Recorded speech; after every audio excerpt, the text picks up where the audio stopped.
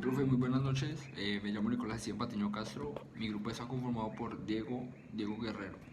Bueno, le voy a hablar sobre el primer capítulo de Los Simpson, que pues su merced vio por Los Simpson. El primer capítulo hablaba principalmente de cómo un virus había llegado a Springfield mediante una caja que traía un exprimidor de naranja.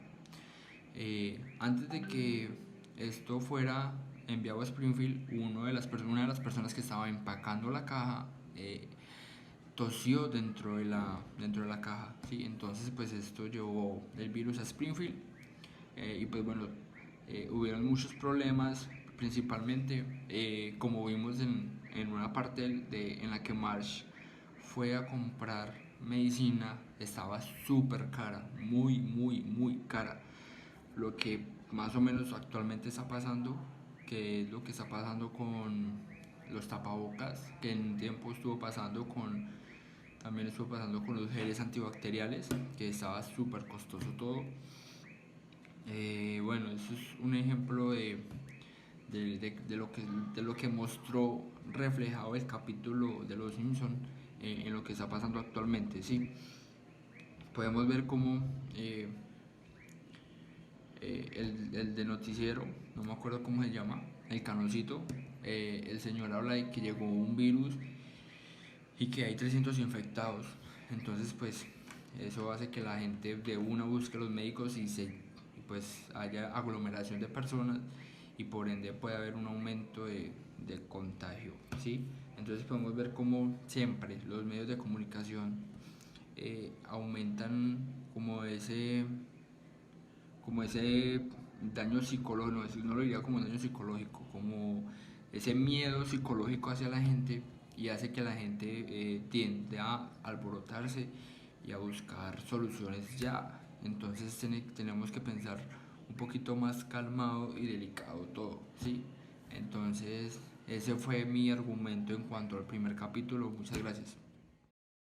Por otra parte, quiero resaltar también la capacidad en este modelo de la aguja hipodérmica, resaltar la capacidad que tiene directamente el emisor para influir en la codificación del mensaje y hacer que el receptor cambie la conciencia. También tener en cuenta de que esto directamente no se inyectó al mensaje, sino que existen varios factores sociales, económicos, así como nos explicaban en la teoría de aguja hipodérmica. Cuando hace mucho tiempo, cuando esos modelos vienen de mucho antes, cuando empezó, digamos, la Segunda Guerra Mundial, las propagandas, la violencia que se generaba, todo eso hizo que las personas cambiaran de pensamiento. Mucho más adelante se dieron cuenta de tal vez de que están haciendo las cosas mal, tal vez digamos las personas, hubo probabilidades, algunos científicos, algunos analistas, psicólogos. Harold Laswell fue el que nos hizo el estudio, era un psicólogo, él nos hizo el estudio de que respecto a esas propagandas que estaban pasando, dependía mucho de las clases sociales que fueran. Digamos, la gente es que había tenido estudios, había sido más estudiada, valga la redundancia, esa gente tomaría la noticia de otra forma, tal vez como sí, como una advertencia o como algo que está pasando. En cambio, algunas personas que no han tenido tanto estudio, las personas pobres, por decirlo así, eh, estas personas se atemorizaban, algunas se suicidaban, a personas que no captaban bien la información y pensaban que tal vez esto era lo peor que estuviera pasando. Fue un ejemplo muy claro en esta teoría. En fin, esta teoría se basa más que todo es en tratar de explicar el poder de persuasión que tienen los medios de comunicación sobre sus masas, sobre sus públicos, a través de las propagandas, de la radio, de todo eso, y la influencia que mueven y la conciencia que generan. Según esta teoría, el mensaje emitido llega a un receptor y penetra el contenido del mensaje, lo cual produce una respuesta en consecuencia, una respuesta inmediata que hace cambiar totalmente el pensamiento desde el emisor. Buenas noches, profe. En cuanto al último video, que pues es el más pesadito, podemos ver cómo comienza el capítulo con, podemos decir, con la élite mundial, pensando qué es lo siguiente que van a hacer.